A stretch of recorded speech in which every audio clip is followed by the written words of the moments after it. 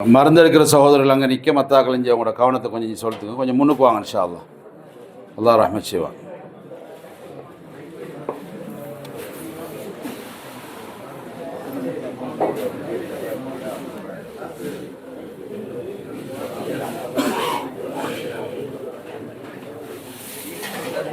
அல்ஹம்துலில்லாஹ் வஸ்ஸலாத்து வஸ்ஸலாமு அலா ரசூலில்லாஹ் வஅலா ஆலிஹி வஸஹ்பிஹி வபாத்.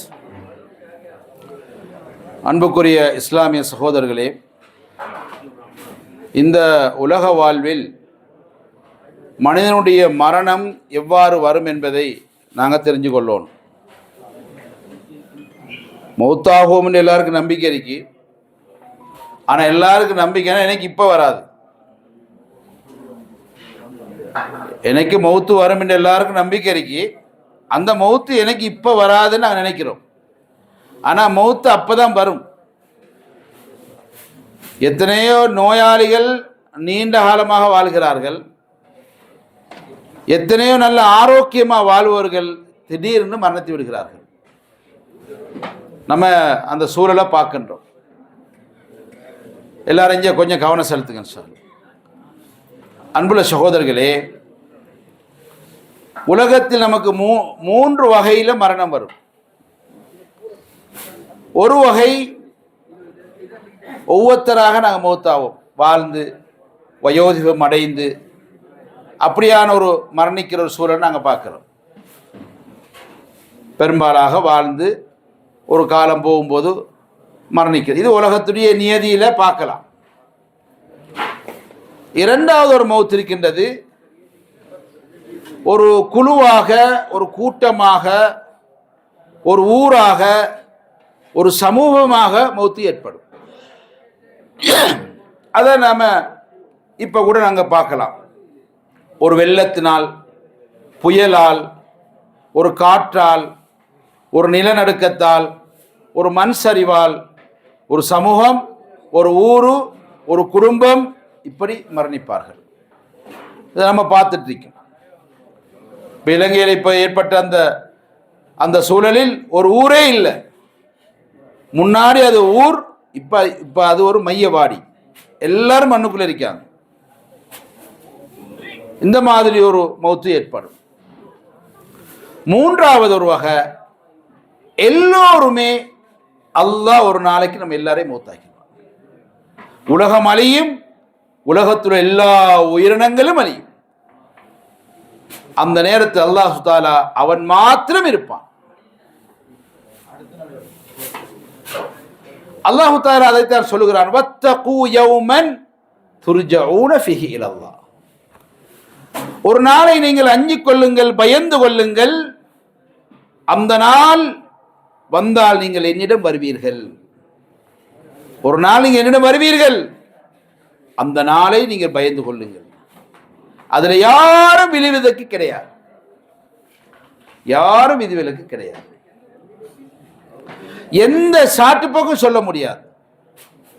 அந்த நேரம் வந்துவிட்டால் யாரையும் பிற்படுத்த மாட்டார்கள், முற்படுத்தப்பட மாட்டார். டைமுக்கு போயிடுவார். அன்புள்ள இஸ்லாமிய சகோதரர்களே, இதுதான் இந்த வாழ்க்கையுடைய லட்சியமாக இருக்கின்றது. ஒரு மனிதன் அல்லாஹ்வுடைய வசனங்கள்ல மனிதனுக்கு சொல்லக்கூடிய உபதேசத்தில் அல்லாஹ் சொல்லக்கூடிய நிறைய விஷயம், இந்த உலக வாழ்வை உனக்கு அமைப்பதற்கு முதல் உடைய மௌத்தை எல்லாம் ஏற்பாடு செய்துட்டான்.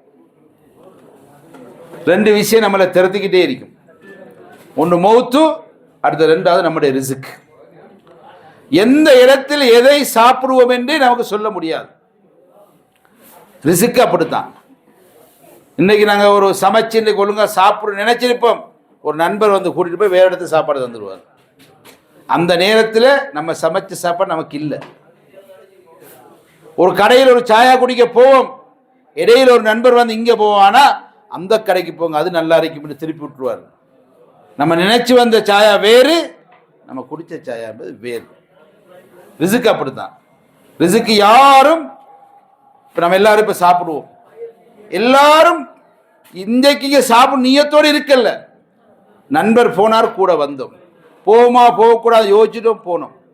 இப்படி ஏதோ ஒரு வகையில் அந்த ரிஸ்க் நம்மளை திருத்து. ரெண்டாவது நம்முடைய மௌத்.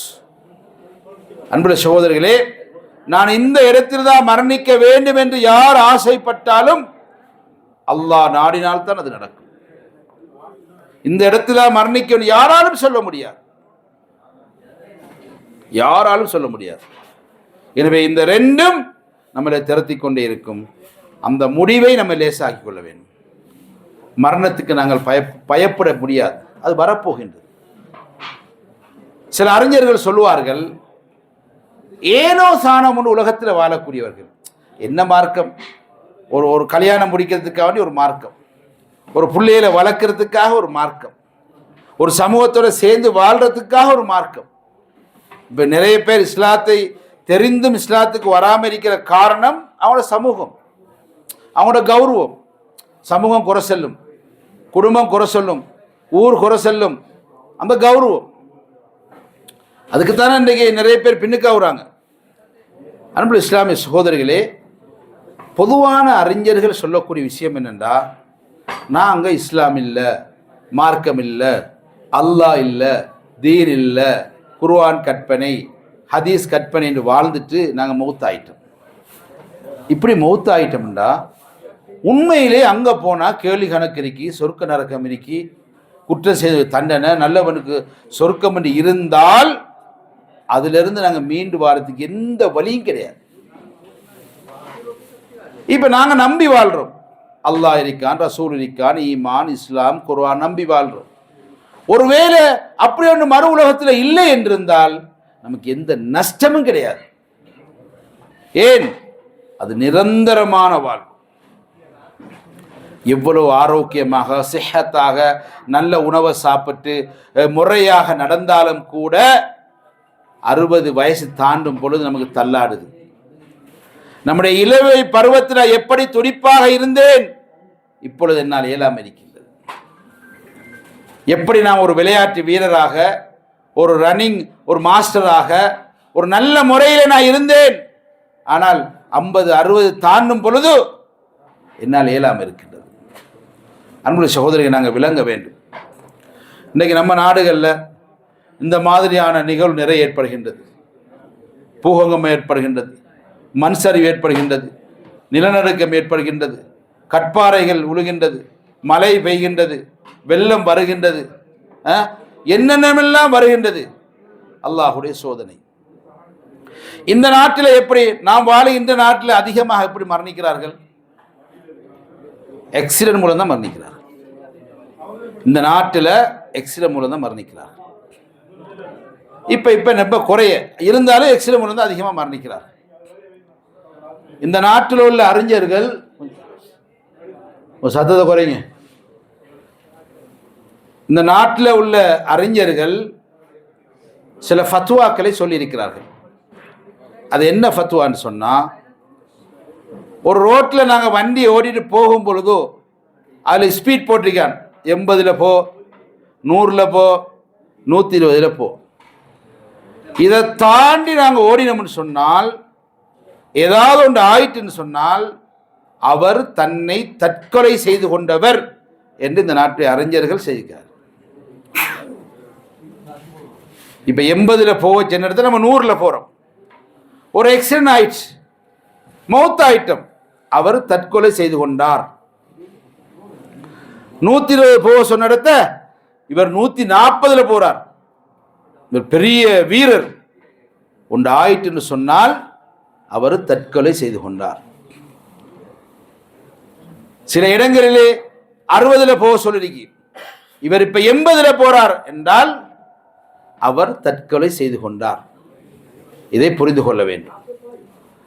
அன்புள்ள இஸ்லாமிய சகோதரர்களே, எனவே நாங்கள் எல்லா சூழலிலுமே அல்லாஹ்வை பயப்படணும். மரணத்துக்கு நாங்கள் தயாராகும். மரணத்துக்கு பிறகுள்ள வாழ்வில் எனக்கு வெற்றி கிடைக்கணும், அங்குதான் எனக்கு கிடைக்கணும் என்ற நினைப்பு நமக்கு வரணும்.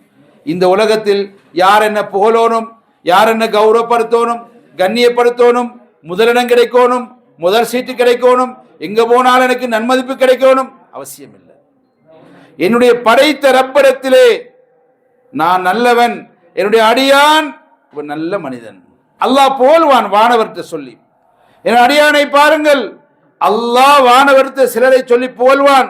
என்னுடைய அடியானை பாருங்கள், இதோ இரவிலே எழுந்திருக்கிறான், இதோ என்னை நினைவு கூறுகிறான், இதோ என்னிடத்திலே பிரார்த்திக்கின்றான், இதோ என் முன்னால் அழுகின்றான், என் முன்னால் கெஞ்சுகின்றான் என்று அல்லாஹ் வானவரிடத்திலே புகழ்ந்து சொல்வானே, அந்த அடியார்கள் நாங்கள் ஆக வேண்டும். இந்த மரணிக்கக்கூடிய மனிதர்கள் புகழ வேண்டிய அவசியம் கிடையாது. யாராவது நம்மளை புகழ்றாங்கன்றா அது அவங்களோட தேவைக்கு செய்கிறாங்க. யாராவது நம்மளை கண்ணியப்படுத்துறாங்கன்றா அது அவங்களோட தேவைக்கு அவங்க செய்கிறாங்க, நம்முடைய தேவைக்கு அல்ல. அதை கொண்டு நாங்கள் மதிமயங்கிறப்படா, அதை கொண்டு இதுதான் என்று நாங்கள் நினைத்து விடக்கூடாது. எனவே அன்புள்ள இஸ்லாமிய சகோதரிகளே, எங்களுடைய மாற்றங்களை கொண்டு வரணும். ஒரே அல்லாஹ் மன்னிக்கக்கூடியவன், கருணை இல்லவன். அல்லாஹ்வுடைய ரஹ்மத்திலிருந்து நான் நிராசையாகக்கூடாது. எந்த பாவத்தை செய்தாலும் அல்லாஹ் இதில் மன்னிக்க கேட்கும் பொழுதோ, நான் திருந்தோறும் மனதால் நினைக்கும் பொழுது அல்லாஹ் நம்மளை மன்னிக்க காத்து கொண்டிருக்கிறான். எனவே உலகத்திலே உள்ள மக்கள் மத்தியிலே நல்லவனாகுவதை விட அல்லாஹ்விடத்தில் நீங்கள் நல்லவனாகுங்கள், மக்கள் நம்மளை மதிப்பார்கள், மக்கள் நம்மளை நல்லவனாக ஏற்றுக்கொள்வார்கள். எனவே மாற்றத்தை நோக்கி பயணிப்போம், மாற்றத்தின் விஷயத்தில் ஈடுபடுவோம், அல்லாஹ்வை நம்புவோம், மறுமைக்காக எங்களுடைய வாழ்க்கைகளை இனிமையானதாக அல்லாஹ் பொருந்தக்கூடிய வகையிலே மாற்றி அமைப்போம்.